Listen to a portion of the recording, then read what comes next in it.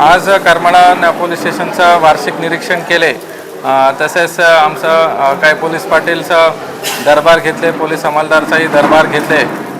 काही इकडच्या भागाचं काही कंप्लेंट्स होते, अर्जदार होते, त्यांनाही आम्ही भेटलो आणि काही गोष्टी इम्प्रूव्हमेंट करायचं आहे ते सगळं सूचना दिलेल्या आहे। खास करून 3-4 मुद्दे आम्हाला तुमच्या माध्यमातून सांगायचं आहे की आता जे सुट्टीचं दिवस आहे आणि घरफोडी चोरी वगैरे वाढलेले आहे आणि बरेचसे लोक घर सोडून काही सुट्टीला बाहेर जातात, नातेवाईकडे जातात, फिरायला जातात। तसं असलं तर आमचं ते लोकांना विनंती आहे, आव्हान आहे की तुम्ही पोलीस स्टेशनला तुमचं नाव कळवा। आमचा बीट अधिकारी तिथं अंमलदार तिथे एकदा रात्री चक्कर मारतील, दिवसा चक्कर मारतील, तुमचं घरचं वरती वॉच ठेवतील। हे एक इनिशिएटिव्ह आम्ही सुरू केलेले आहे जेणेकरून चोरी आणि बाकी घरफोडी होण्याचं प्रमाण कमी होईल।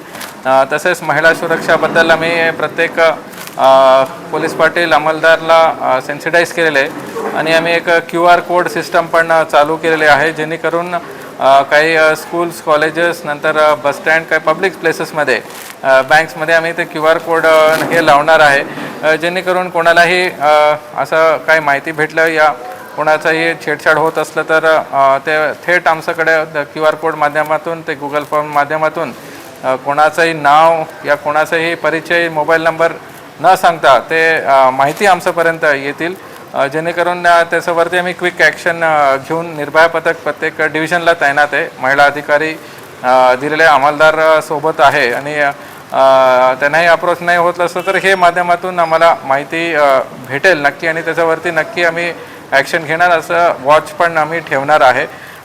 तिसरं आहे की आम्ही काही इनिशिएटिव्ह जे क्रिमिनल्स आहे ते पहाट प्रोग्राम अंतर्गत सुरू केलेले आहे जेणेकरून जे वारंवार गुन्हेगारी करणारे त्यांच्या लोकांवरती आम्ही वॉच ठेवणे, नाईटमध्ये त्यांचं घरी चेक करणे आणि तसेच त्यांचं काही इनिशिएटिव्स आम्ही सुरू करून त्यांना मुख्य प्रवाहामध्ये आणण्यासाठी ते सुरू केलेले आहे।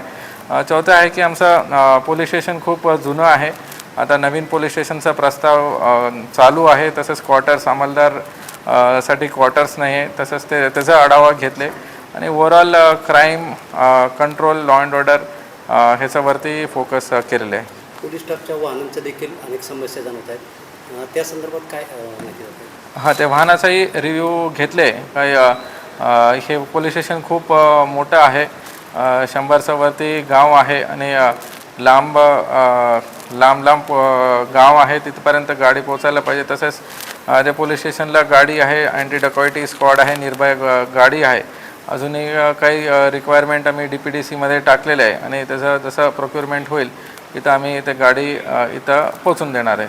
मुलावर बसल्या प्रकरणामध्ये आपण आव्हान केलं होतं की जे तक्रार त्यांनी पुढे आतापर्यंत 2 गुन्हे दाखल झाले, तसे काय तक्रारदार अजून आहेत का? अजूनही तक्रारदार आम्हाला मेसेज करतात, त्यांना आम्ही तुमच्या माध्यमातून परत सांगायचं आहे तुम्ही निर्भयाने तुम्ही येऊन तुमचं जे कंप्लेंट असतील तुम्ही आमच्या समोर येऊ शकता। तुमचं नाव गोपनीय राहील आणि जे तपास करायला पाहिजे ते आम्ही खोलीपर्यंत जाऊन त्यांचं सगळं जे प्रकरण आहे ते पूर्ण इन्व्हेस्टिगेशन करणार आहे।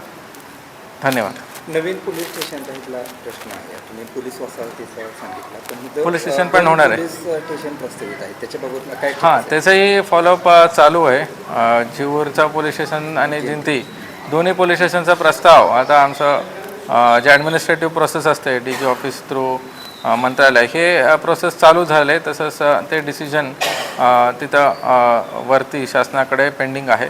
बट जे इन्फ्रास्ट्रक्चर रिलेटेड आहे त्याचं काम आता पोलीस हाऊसिंगनी मान्यता दिलेलं आहे। तसंच ते टेंडर काढून ते आता 3 ते 4 महिन्यामध्ये ते काम सुरू होतील। नवीन पोलीस स्टेशन, वसाहत, पोलीस स्टेशन ऑफिसरचं क्वार्टर्स आणि SDPO ऑफिस आणि त्यांचं क्वार्टर्स असं काम सुरू। दोन प्रस्ताव पाठवले आहे तर ते अजूनही पाईपलाईनमध्ये आहे। धन्यवाद।